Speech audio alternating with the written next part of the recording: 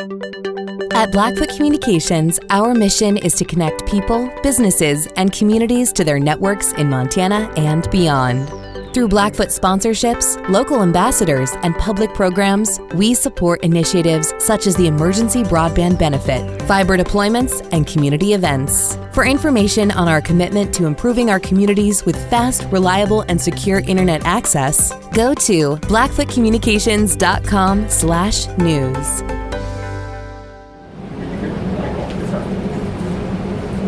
Coach, if you could just open it up with an opening statement. First of all, I just want to say Belayda has done a tremendous job with that team this season.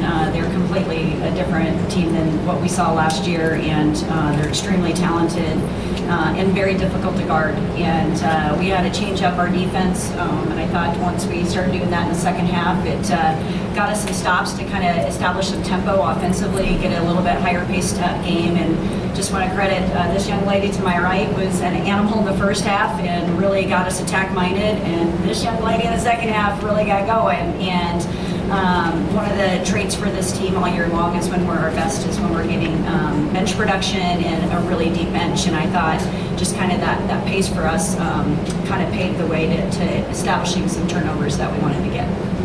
Great, thanks, Coach. Now we'll open it up to the rest of the media.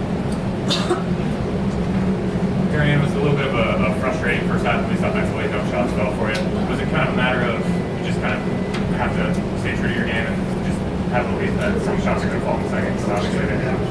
Yeah, definitely that, but also just trying to focus on other things as well. You know, we just made a big meeting this weekend about just focusing on one another, playing for one another, and I felt like that really helped me today. So just having that mindset and moving on to the next play and playing for them, playing for my teammates, playing for my coaches, it helped and it worked. And how nice was it to see all of Kola's production? She was perfect from the field in the first half. Really carried the team offensively. That got me so hyped. I wanted to run any play that I could, or any play that we could, to get her another shot. So it was really exciting, and we needed it. You know, she really carried us. And Tricia, you mentioned changing up the defense a little bit. Was there anything different against Hickok today, given that she was so dangerous the first few times against you? Say that again. I didn't hear the person. You mentioned. Oh, Hickok. Sorry, I didn't hear who you said. So I'm like, because they got like 3, 4, 5. I think that's a straight. Well, first of all, Hickok is just so powerful and explosive, and we just the first 2 games did not keep her out of the paint. I still think there were at times we struggled to do that today. She's phenomenal in the glass. She's really, really strong in the boards, and just it's in all possessions. It could be off of a drive. It could be off of a shot. It could be off of a post entry. She's just always cutting, and so to try to manage that and double cushion her, so to speak, is what we tried to do today, and just making sure that we had some people protecting. I just thought we're more solid today, but at the same time, she's very challenging. She's very talented. Awesome, Coach. Simon from the Weber State Signpost. You obviously, the 2 ladies sitting right next to you had over 20-point performances tonight. How important is it for big-time players to show up in big-time moments? Well, I think it's Coach Sprinkle. I'm going to use a Danny Sprinkle when he says coaches win in the preseason and players win in when you hit February and March. And, you know, we just, sometimes coaches, we get in the way, and we just want to be this time of year. We should be practice and predictable and let kids shine and play to their strengths. And really, when Darian was talking about that team meeting, that's what we're addressing. We think that this team has a lot of things going, a lot of special things. We're able to see those things today. And then Kola, you played against 3 pretty big-time forwards in Weber State with Jake Matthews, Darren Hickok, Emma Torber, and really played an exceptional game, scored 23, everything like that. What kind of drove you and got you past that tough defense? Yeah, I think just having the confidence going into this game, that's something I always lacked this whole season, and just telling myself like every shot's going in and just having that next play mentality. Those first 2 threes you hit were wide open. Was that a mock rotation on their part? Or I guess the main question was how much did that get you going?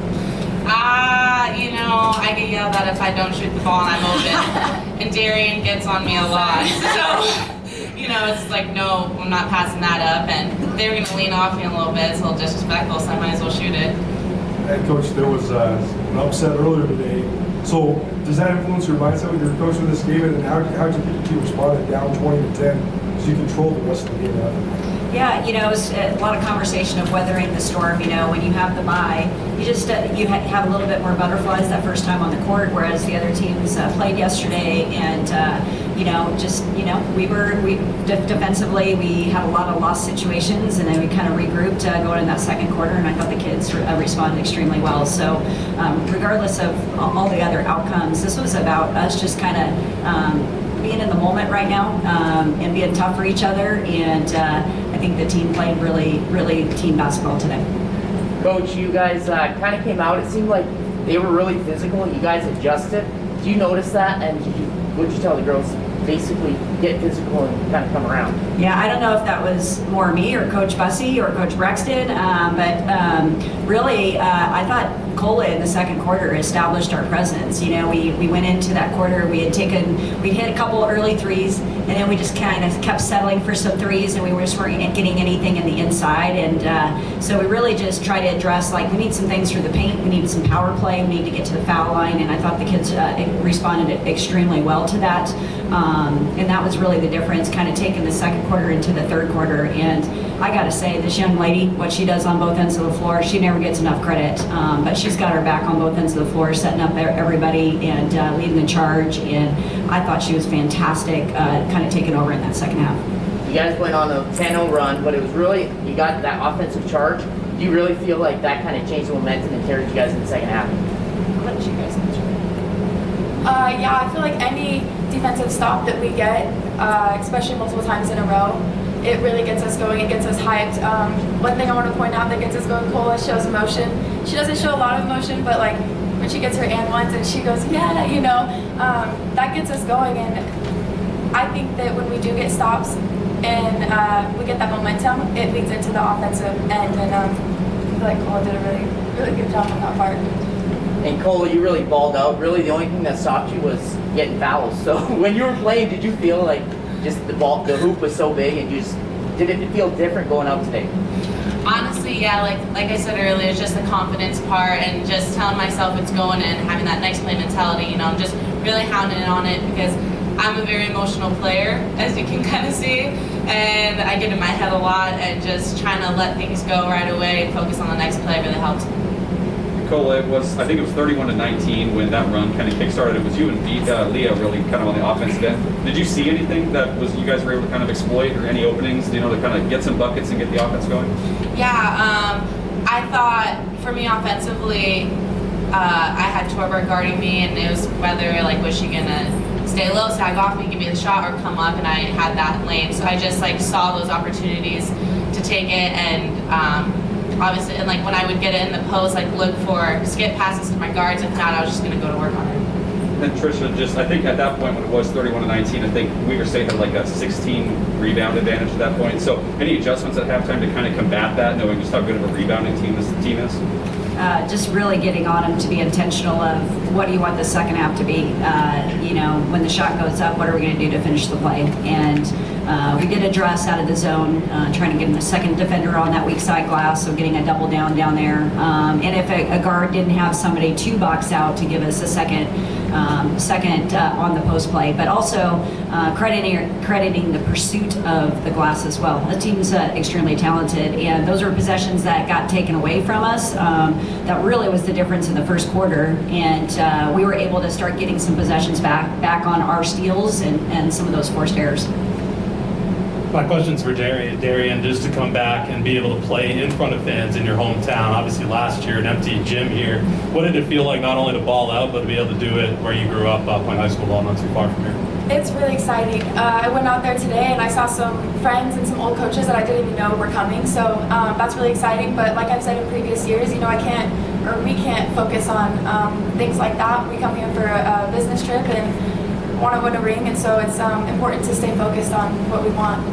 And back to business for a second. In the second and third quarters, you guys, you go from shooting just under 30% to 60% in each of those middle two quarters. Did you notice anything different that Weaver was doing defensively, or do you feel like you guys kind of shifted a little bit, attacking the basket a little more? I felt that we shifted and adjusted to what they did. We tried getting it into the post. We obviously knew that Kola was hitting, so kicking it in if we could, attacking them, and just doing anything that we could based off of reading their defense. Kola, there was a particular interaction near the end of the first half where you were kind of joking around with the referee, you know, looking like you were having a good time, and it was still early post game. How do you stay so loose like that? Being able to joke with the referee. Yeah. Well, like, how do you stay loose in such a close game situation? Honestly, I don't like to let other players see the pressures getting on me, because I feel like they can feel off that and know try to get in my head and start talking to me. So it's nice, especially when I know the referees personally too, and they're being nice. You gotta try to build a good connection with those referees. So you gotta talk to them as much as you can. And then for all three of you, you guys came back at the end of the first half, and it was still a close game going into the second. But the momentum just didn't seem to stop, even though there was a halftime break in there. What led to that for you guys? What was the last thing that you said? What did you do to keep the momentum through the halftime break pretty much? I think that every time we go into halftime, third quarter is when the other team or either team can have a really good start. I think it's important to think about the game that it's 0-0 again. You can't let up anything, or else you're gonna lose the game. So just focusing on the present and going in there with the mentality that we want to win, and we're not gonna play scared. We're gonna keep our foot on the pedal, on the gas. Well, in the first half, you literally looked like Clay Thompson out there. You couldn't miss a single shot. You're 7-7 from the floor, and you get your free throw. What was the emotions of just having a shooting streak like that? I thought it was just a great confidence booster, especially I don't really shoot threes much, and the fact that they were going in, it was kind of building me up and getting me going. And like Dee said, I love the end ones. You don't make many threes. We're all here to help that confidence, right? Yeah. You can shoot the ball. Yeah, I see. Like I said, the comments, but I feel off the end ones. That really gets me going, and just getting the support and emotion from my teammates too, and knowing they fully trust me. And Darian has a lot of words to exchange with me in the games, and I think that just really gets me going too. Awesome. And Darian, when you stepped out of the locker room, you essentially just turned into a very different player scoring 20 points. How exciting was that for you to just carry the team on your back? It was exciting, but like I said before, I was really just trying to focus on my teammates, just reading what was open, what wasn't open. I didn't want to force anything, just wanted to take it play by play, and if I missed, go on to the next play, and if I make it, I don't know, just keep playing and not get in my head about anything or too excited. I tried to stay level-headed the whole game. Darian, I know you said this is a business trip. I want to shift it back to the home line and work a little bit, but you, Ava, Madison, all from the area. On their side, they have Corey. Even your coach has a local connection.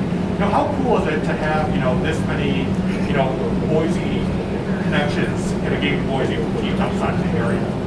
It is so cool. It is an amazing experience, especially just to know how much support that we have. We're not even in Bozeman, Montana, obviously, so just seeing how many people drove down here, and then also just the support that we have locally, it's amazing, and it's so much fun to play in front of it. It gives us energy, and Ava told me before the game that she had a little bit of Boise magic, is what she said, and so she sure does. So it's cool. It was really fun to see her get a little bit more motivation and energy to play in front of her friends and family as well. So. And then Tricia, obviously, 3 players from the area that you recruit each year. How much you enjoy recruiting the area, and how much has this area grown in terms of recruiting? Since the days when you were playing at Boise State. We'll recruit them from anywhere. That they're built to be a champion and a culture of excellence, and a lot of great talent out of Idaho. So we've obviously recruited that, and it's obviously a really special place, and we're grateful to have this experience with these kids. And before I get off, I'm totally not answering your question right now, but I do also want to say something about our Spirit Squad and our Spirit of the West Marching Band leaving us out of the hotel. Darian talked about our community traveling, but it was fantastic today. A lot of spirit. And for Darian and Kola, when you do see Idaho State lose earlier in the day, does that make the madness feel a little bit more real, more possible? And this was how you try to remain composed in a game like this when it plays out early as it does?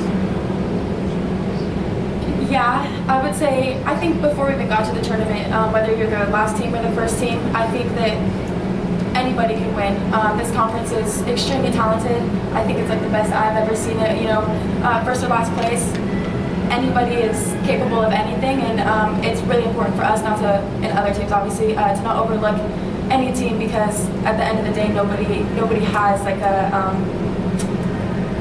what is the word I'm looking for? I don't know.